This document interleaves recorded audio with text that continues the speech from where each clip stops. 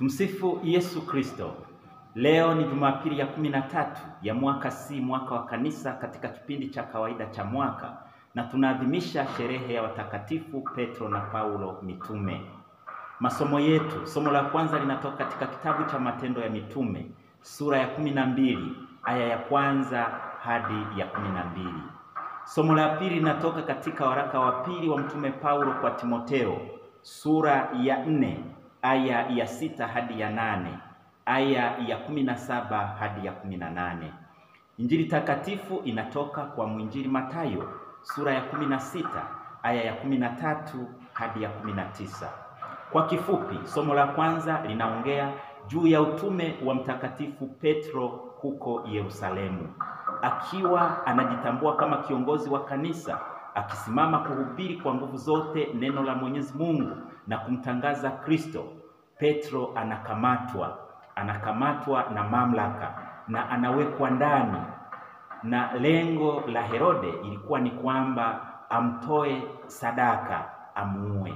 Lakini Wakristo wanasali kwa ajili yake. Mungu anasikia na anamtuma malaika wake, anamwokoa Petro vifungoni na kumweka uhuru. Aidha, somo la pili linatuambia habari za Paulo ambaye naye yuko kifungoni, lakini akiwa huko kifungoni amejawa na furaha, huku akitambua ya kwamba karibu atauawa. Anasema anamiminwa, karibu atauawa, lakini amejawa na furaha kwa sababu anauawa kutokana na uaminifu wake kwa Kristo na kwa neno lake, na hivi anafurahi kwamba amefanya kazi ya kutukuka. Kwa maneno yake anashangilia akisema, nimevipiga vita vilivyo vizuri, mwendo nimeumaliza, na imani nimeilinda. Kwa sababu hiyo anasema yeye anachotarajia ni tuzo kutoka kwa Bwana, tuzo la haki, na tena anaweka tumaini kwa wale wote wanaomwamini na kumtumainia Bwana. Anasema si mimi tu nitakayepata hilo tuzo, bali na yeyote yule anayekutazamia kufunuliwa kwake. Hivyo kila mtu huyo mwenye kumwamini Kristo na kumtumainia atapata tuzo hilo kutoka kwa Mwenyezi Mungu. Kwa hiyo anaamini, anamshukuru Mungu kwa ajili ya yote, na anaamini kwamba Mungu huyo atamwokoa na kumwongoza katika uzima wa milele. Aidha, Injili takatifu inatusimulia jinsi Petro alivyopata mamlaka yake ya kuliongoza kanisa. Ni baada ya kufunuliwa na Mungu Baba kwamba huyu, yaani Yesu Kristo, ndiye mwana wa Mungu aliye hai. Naye anapotangaza hilo, Yesu anatambua kabisa hili ni jibu la Mungu Baba ambalo amemfunulia mwanaye anayempenda ambaye ni Petro. Kwa hiyo Yesu anamkabidhi Petro mamlaka na anamwambia, wewe ndiwe Petro, na juu ya mwamba huu nitalijenga kanisa langu. Hivyo anampa mamlaka juu ya kanisa lote, lakini pia anamkabidhi funguo za ufalme wa mbingu ili aweze kufungua na kuwafungulia watu waweze kuingia katika ufalme wa Mwenyezi Mungu. Hivyo ndivyo Petro anavyopata mamlaka yake juu ya kanisa. Basi kwa ujumla tunayo machache ya kutafakari juu ya yote hayo tuliyoyasikia, tunayoyaadhimisha siku hii ya leo. Jambo la kwanza, kutokana na masomo tuliyoyasoma, Petro alipokamatwa, kanisa lilisali, kanisa lilimlilia Mungu, kanisa lilimwelekea Mungu kwa sababu lilimwamini Mungu ana uwezo wa kufanya kila kitu, hata kumfungua mtumishi wake. Mungu alisikiliza sala za kanisa, alimtuma malaika na akamfungulia Petro, akamweka huru. Hii inatufunza ya kwamba tunapokuwa katika mahangaiko na taabu, tumkumbuke Mwenyezi Mungu, tusali kwa ajili ya watu walio katika shida na taabu na mahangaiko.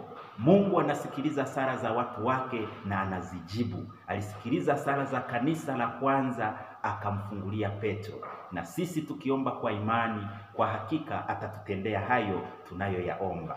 Jambo la pili, Paulo ingawa yuko kifungoni na akijua kwamba anakwenda kuuawa, halalamiki kwa sababu ya hayo. Badala yake anamshukuru Mwenyezi Mungu.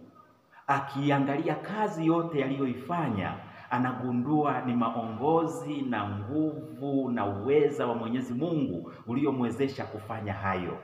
Kwa sababu hiyo, anamshukuru Mwenyezi Mungu kwa kumtia nguvu, na anaamini huyo aliyemwezesha kufanya hayo yote atamjalia uzima wa milele. Anashangilia kwa sababu ya kazi yake njema aliyoifanya. Nimevipiga vita vilivyo vizuri, mwendo nimeumaliza, imani nimeilinda.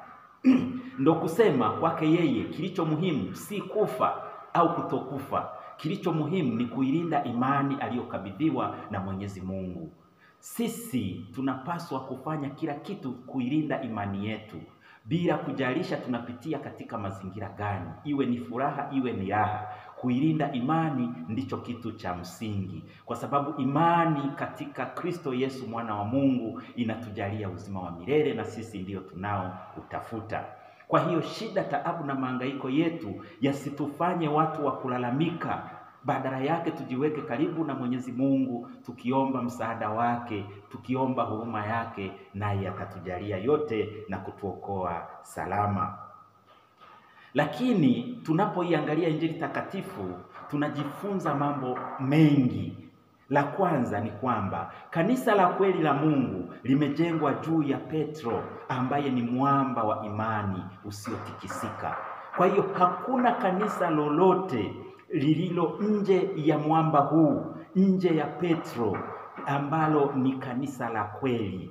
Maana kanisa la kweli limejengwa juu ya Petro, juu ya mwamba wa kweli wa imani. Kwa hiyo kanisa lolote la Kristo lazima liwe na imani kwa Petro, lazima liwe na misingi yake katika mwamba wa imani ambaye ni Petro. Jambo la pili, jinsi Mungu Baba alivyomfunulia Petro ukweli kuhusu Kristo wake, ndivyo hata leo Mungu Baba kwa njia ya Roho wake Mtakatifu anavyomfunulia Petro, yaani Baba Mtakatifu, mapenzi yake katika kanisa lake. Ndiyo maana Baba Mtakatifu anasimama na kuliongoza kanisa la Mwenyezi Mungu bila kuteteleka, kwa sababu anaongozwa kwa maongozi ya kimungu kwa njia ya Roho Mtakatifu, Roho wa Mungu.